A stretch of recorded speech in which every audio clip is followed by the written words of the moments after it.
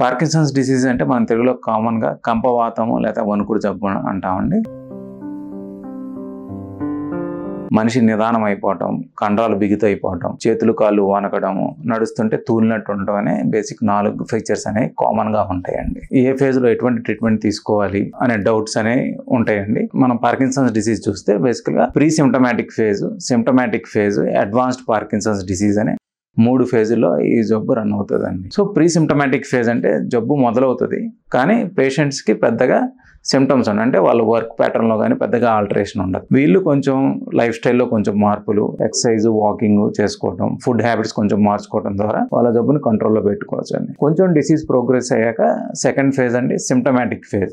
Symptomatic ఫేజ్లో మనకి బేసికల్గా ఇనీషియల్గా 4 to 5 years మనకి బాగా డ్రగ్స్తో రెస్పాన్స్ ఉంటుందండి. దీన్ని మనం హనీమూన్ పీరియడ్ అంటాం. ఈ టైంలో మనం డోపమిన్ డ్రగ్స్ మనం ఉపయోగించడం ద్వారా లేకపోతే డోపమిన్ అనలాగ్ డ్రగ్స్ ఎగనిస్ట్ ఉపయోగించడం ద్వారా వాళ్ళ లైఫ్ స్టైల్ మిగిలిన వాళ్ళ మాదిరే మనం కంటిన్యూ చేయొచ్చు, వాళ్ళ జాబ్కి వాళ్ళు వెళ్ళొచ్చు అండి. ఇది సెకండ్ ఫేజ్ ఆఫ్ డిసీజ్ అండి. And last phase of disease అంటే అడ్వాన్స్డ్ పార్కిన్సన్స్ డిసీజ్. ఈ టైంలో మనం మందులు వేసినా, ఎంత లైఫ్ స్టైల్లో మార్పులు తెచ్చినా వాళ్ళ పనిలో ఇదివరకులాగా పని చేయలేకపోవటం, కొంతసేపు వాళ్ళు పని చేసుకోవటం, ఆ డ్రగ్ ఎఫెక్ట్ అనేది ఇదివరకు 4 గంటలు 5 గంటలు పని చేస్తే ఇప్పుడు కేవలం గంట పని చేయడం వల్ల వాళ్ళు యాక్టివ్గా ఉండలేకపోవటం, ఇతరుల మీద డిపెండ్ అయిపోవడం అనేది జరుగుతూ ఉంటుంది. దీన్ని అడ్వాన్స్డ్ ఫేజ్ అంటామండి. ఈ అడ్వాన్స్డ్ ఫేజ్కి ఉండే ఆప్షన్స్ మనకి ఏమున్నాయో నేను ఇప్పుడు చెప్తానండి. మొదటగా ఉండే ఆప్షన్ అంటే డీప్ బ్రెయిన్ స్టిమ్యులేషన్ సర్జరీ అండి. డీప్ బ్రెయిన్ స్టిమ్యులేషన్ సర్జరీ అంటే ఛాతీలో మనం ఇంపల్స్ జనరేటర్ బ్యాటరీ పెట్టి 2 వైర్ల ద్వారా మెదడులో సబ్థాలమిక్ న్యూక్లియస్ లో 2 నీడిల్స్ లాంటి 2 లీడ్స్ పెట్టి అంటే బ్రెయిన్ చిప్స్ పెట్టి దాన్ని మనం ఛాతీలో ఉండే ఐపీజీ ద్వారా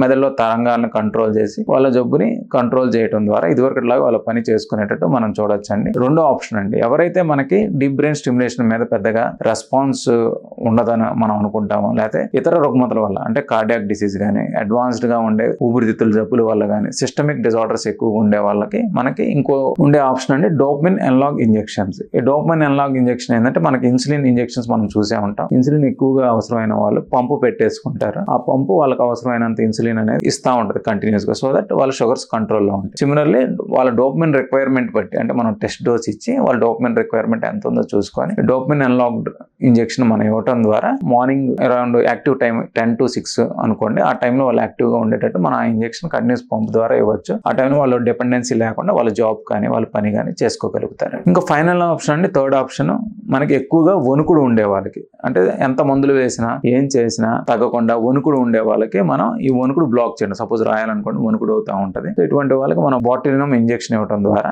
వాళ్ళ వణుకుడు మనం అప్ టు 3 to 4 months మనం కంట్రోల్ చేయగలుగుతాం. ఆఫ్టర్ 3 to 4 months వాళ్ళు మళ్ళీ రిపీట్ డోస్ తీసుకొని వాళ్ళ పని వాళ్ళు చేసుకోగలుగుతారండి. సో ఇదండి క్లుప్తంగా పార్కిన్సన్స్ డిసీజ్, వాళ్ళకి ఎటువంటి ట్రీట్మెంట్ ఆప్షన్ ఉంటాయి, ఏ స్టేజ్ ఆఫ్ డిసీజ్ లో వాడు ఎటువంటి ట్రీట్మెంట్ తీసుకుంటే వాళ్ళు బెటర్గా ఉండగలుగుతారు అనేది ఈ వీడియోలో మేము వివరించామండి. Thank you.